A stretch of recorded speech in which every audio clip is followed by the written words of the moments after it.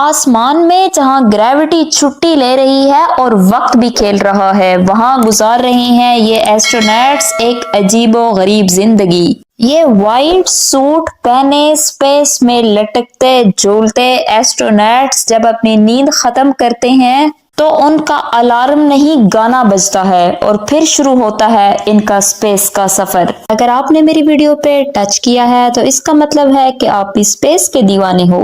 तो कभी सोचा है कि एस्ट्रोनॉट अपना दिन ISS means international space station में कैसे गुजारते हैं? चलिए चलते हैं स्पेस लिविंग की फैसिनेटिंग दुनिया में। जमीन से 408 किलोमीटर की बुलंदी पर 28,000 किलोमीटर पर आवर की स्पीड से ये एस्ट्रोनॉट्स जमीन के गिर्द घूमते हैं, तो इन्हें किन किन चीजों को फेस करना पड़ता है और वो उसके लिए प्रिपरेशन कैसे करते हैं? तो वो एक्चुअली दो चीजों पर फोकस करते हैं जिनके हिसाब से उन्हें अपनी लाइफ को एडजस्ट करना पड़ता है, और वो दो चीजें हैं टाइम साइकिल और ग्रेविटी। जहां अर्थ पर 24 घंटे में एक दफा दिन और एक दफा रात होती है, वहीं इंटरनेशनल स्पेस स्टेशन में 24 घंटे में 16 दफा ये साइकिल रिपीट होता है।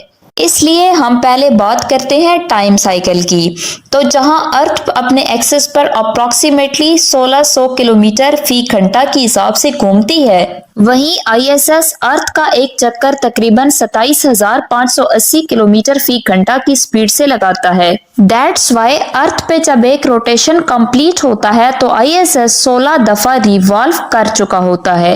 अगर ऐसा है तो फिर एस्ट्रोनॉट्स सोते कब हैं और जागते कब हैं? तो ये जानने के लिए उनकी मदद करता है Greenwich mean time GMT। Greenwich London में वो जगह है जहां अर्थ का 0 आवर्स वाला लॉन्गिट्यूडनल लाइन पास होता है।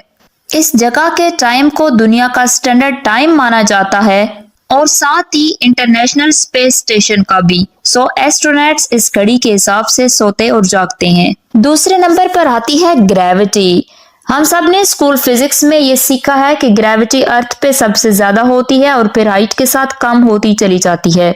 तो हम कह सकते हैं कि 408 किलोमीटर की ऊंचाई पर ISS पे बहुत कम ग्रेविटी एक्ट करती है, जिसको ऑलमोस्ट जीरो ग्रेविटी भी कहा जाता है।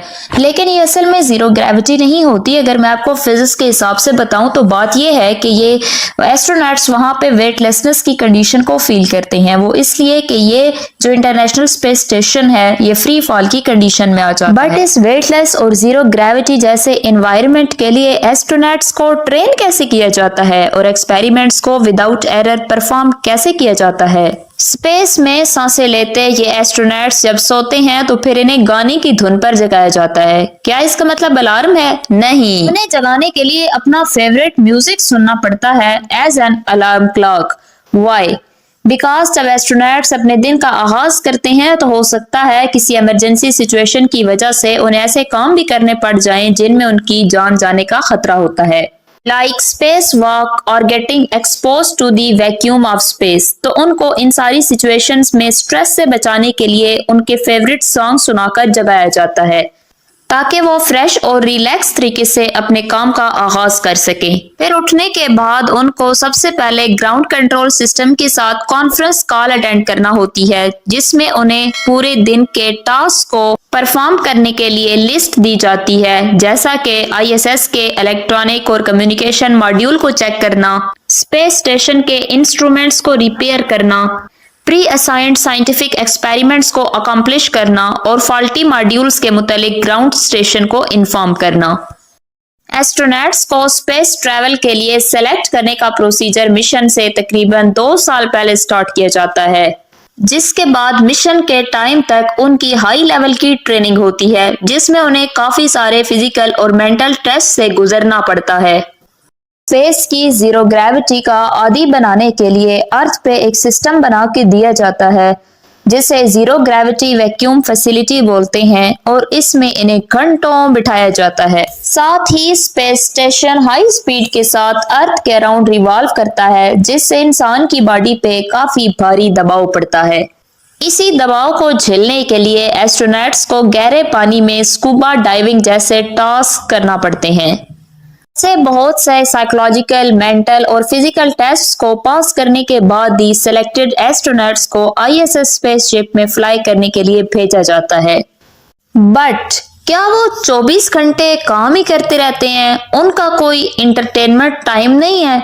नो, उनके स्केड्यूल में ब्रेक होती है जिसमें वो अपने फेवरेट काम like books reading, exercise, music सुनना और स्पेस क्राफ्ट की विंडो को ओपन करके स्पेस के नजारे करना और फिर सो जाना।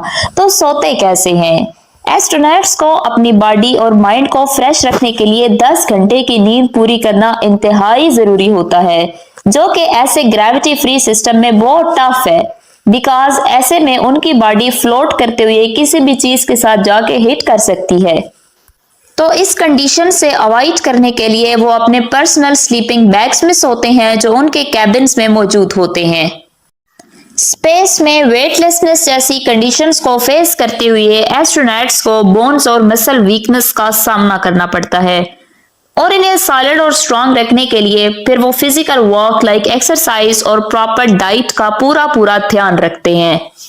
इसलिए ISS space station gym equipment से भरा हुआ है।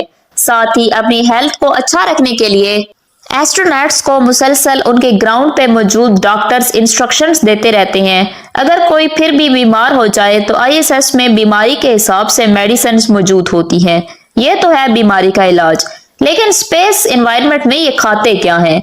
What is the nutrition in the space? इन सब को अपनी बॉडी और हेल्थ कंडीशंस के अकॉर्डिंग स्ट्रिक्ट डाइट प्लान्स दिए जाते हैं जिनको ये फॉलो करते हैं, जो वर्ल्ड क्लास डाइटिशियंस के कहने पर डिजाइन किए गए होते हैं। आईएसएस में फूड आइटम्स को स्मॉल कंटेनर्स में फ्रीज किया जाता है, वो भी ड्राइड फॉर्म में, मींस डिहाइड्रेटेड फॉर्म में, ताकि वो लॉन्ग टाइम तक फ्रेश रह सके। तो ये है एस्ट्रोनॉट्स की जिंदगी की छोटी सी झलक। अगर आपको मेरी वीडियो पसंद आई हो तो kindly like, share and subscribe my channel and stay tuned for the next videos.